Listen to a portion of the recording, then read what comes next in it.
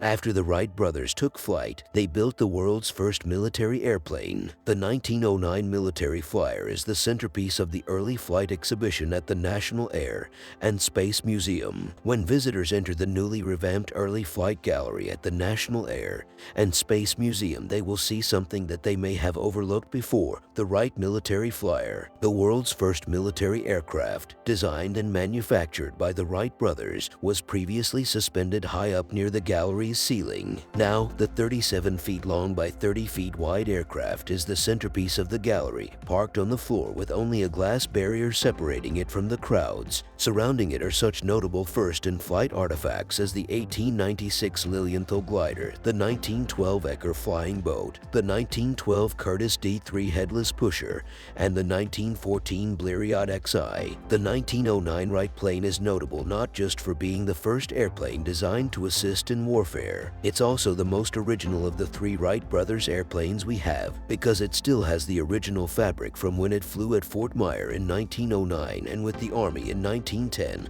and 1911, says Peter Jacob, a curator at the museum and a Wright brothers scholar. The Army donated the plane to the Smithsonian in 1911, and it has been on display at one museum or another ever since, says Malcolm Cullum, chief conservator at the museum. Cullum was charged with addressing 110 years' worth of exposure to particulates, dust, water, and sometimes errant handling and mending in preparation for the plane's redisplay at the newly renovated museum, part of which opens on October 14th. Given how flying machines have come to dominate warfare, it's hard to imagine a time when battles were conducted without them. The prescient Wrights had a sense that eventually their aircraft would be much sought after by the world's militaries. Not long after they invented their first plane in 1903, they came up with the blueprint for the military flyer. It was ostensibly in response to a 1908 U.S. Army Signal Corps request for bids, but the request was geared in a way that no one but the Wright brothers would have been able to fulfill the requirements,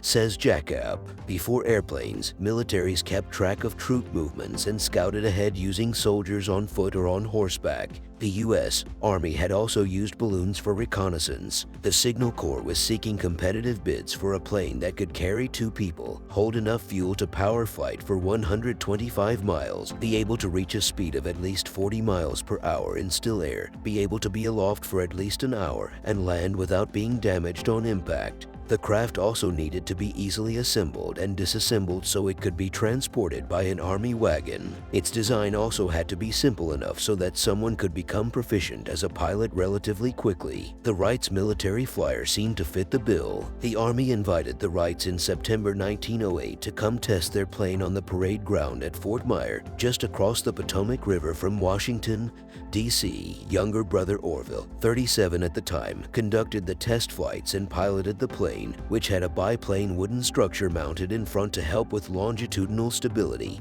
and control during flight. It was powered by a single 3040 horsepower 4-cylinder engine that used chains and sprockets to drive 2 wooden propellers. The plane performed well over the first few days. Visitors to the museum's early flight gallery will be able to see a historic motion picture of one of those Fort Myer test flights. But one day a propeller split while the plane was at 150 feet. In the subsequent crash, Orville broke his hip and other bones, but his passenger, Army Observer LT, Thomas E. Selfridge, was killed, the first person ever to die in a powered aircraft. Though the crash did not daunt the Wrights or the Army, it was a fateful one for Orville. The pain from the injuries he sustained followed him the rest of his life, says Jacob. Orville only flew a few more times after that, as a pilot or passenger. Jacob calls it a great tragic irony that one of the inventors of the airplane for much of his life couldn't fly because it was too painful for him. The Wrights went back to Fort Myer in June 1909 with a slightly modified new plane. It met the Army's specifications and then some, exceeding a speed test, which brought them a $5,000 bonus payment.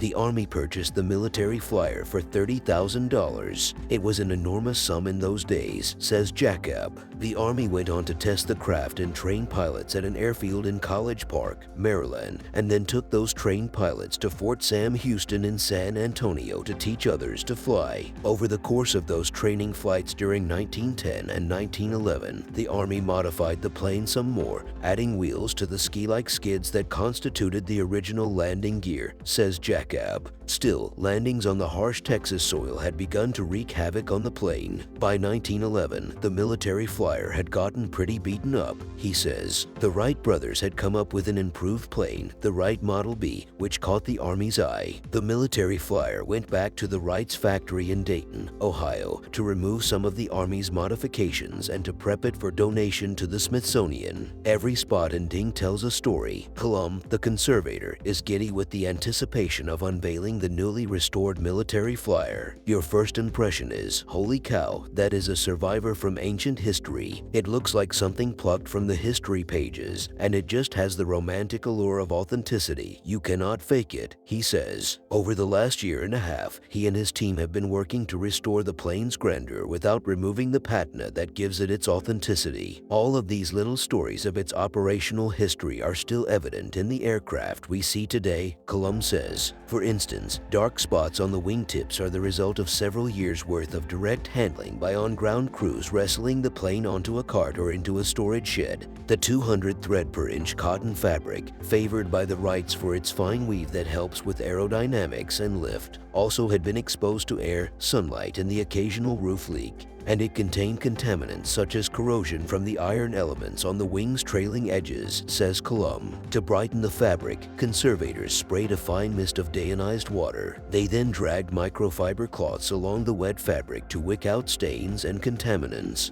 The process was repetitive and nerve-wracking, Colum says. They definitely used the technique, relatively new in the textile conservation world, to bring the fabric back to its early 1900 seconds look. Colum was in charge of refreshing the original conservation of the engine, including the ignition system, the chains that drove the propellers, and the fuel system. Everything in there is still operational, he says. Maintaining that is part of the overall preservation philosophy.